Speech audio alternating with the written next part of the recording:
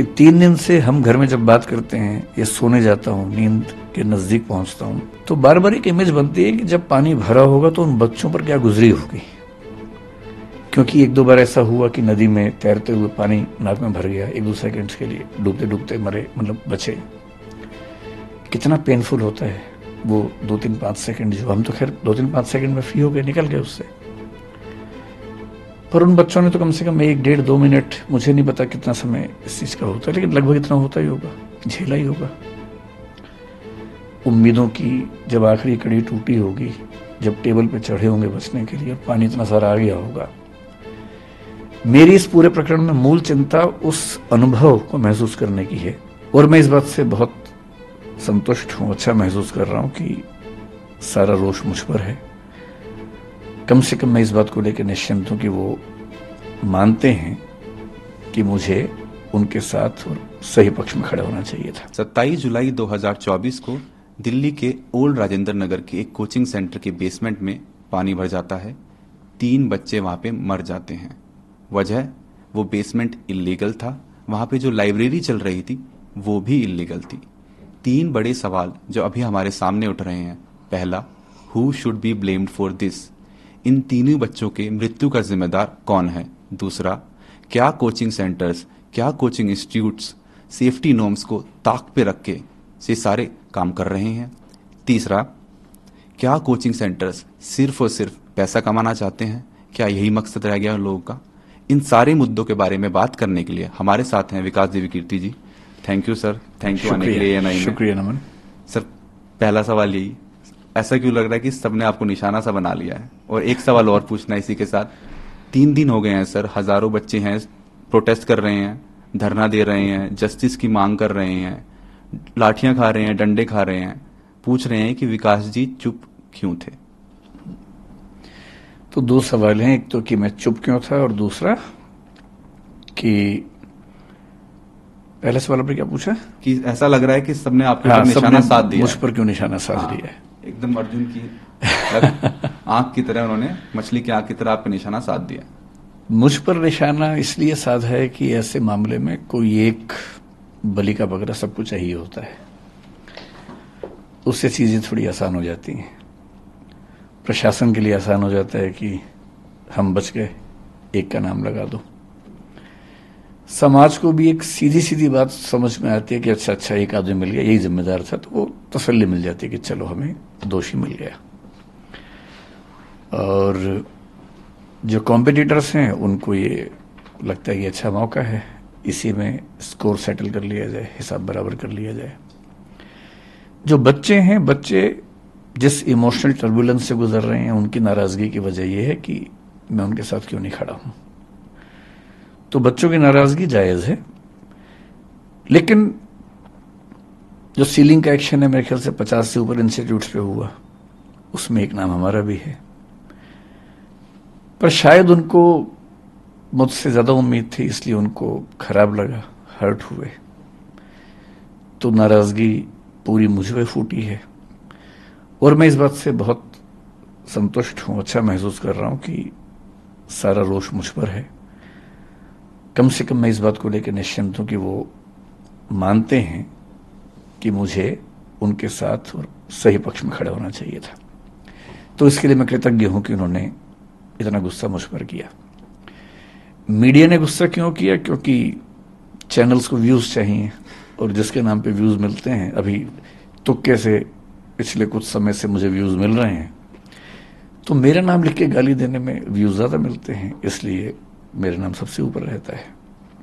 तो सबकी अपनी अपनी वजह है। जैसे आजादी की लड़ाई में वजहें सबकी अपनी अपनी थी, उन सबका नाम था आजादी, अंग्रेजों से मुक्ति। तो इस मामले में भी वजहें सबकी अपनी अपनी हैं, लेकिन सबके पास एक सुविधाजनक नाम है कि उसको गाली दो, कुछ कुछ वर्चुअल मॉब लिंचिंग जैसा करो, और सुख भी मिलता है। जब हम किसी को गाली देते हैं तो सुख तो मिलता ही है। तो सब इसलिए पीछे पड़े हैं, सबकी अपनी अपनी वजह हैं। लेकिन ठीक है, जब यूट्यूब ने, सोशल मीडिया ने मुझे प्रसिद्धि दी पिछले 3-4 साल में, मुफ्त में इतनी सारी प्रसिद्धि मिली, तो क्या होता है कि जब कुछ मिलता है तो हमें लगता है कि हम डिजर्व करते थे, और जब कुछ विपरीत होता है तो हमें लगता है कि मेरे साथ ही क्यों हो रहा है। तो जिस तर्क से लोगों ने इतना स्नेह दिया, उसी तर्क से लोगों ने इतनी नाराजगी मुझ पर उड़ेली। लोग एकदम ठीक हैं, गुस्सा एकदम जायज है, पर मेरी अपनी वजह है कि मैं इतना लेट क्यों हुआ। दूसरा सवाल आपका यह है कि मैंने इतने समय तक कोई प्रतिक्रिया क्यों नहीं दी। इसकी दो वजह हैं। एक तो मेरा स्वभाव, क्योंकि मैं भावनात्मक मामलों में बहुत मुखर और एक्सप्रेसिव नहीं हूं। 3 बच्चों की डेथ हुई, दर्दनाक मृत्यु हुई। उस दिन से मेरे घर में हम लोग, आपको बड़ा आश्चर्य होगा, जो पिछले 2 दिन में हो रहा है उससे मुझे परेशानी लगभग नहीं के बराबर है। सारे चैनल्स मेरे पीछे पड़े हैं, इससे मुझे परेशानी नहीं के बराबर है।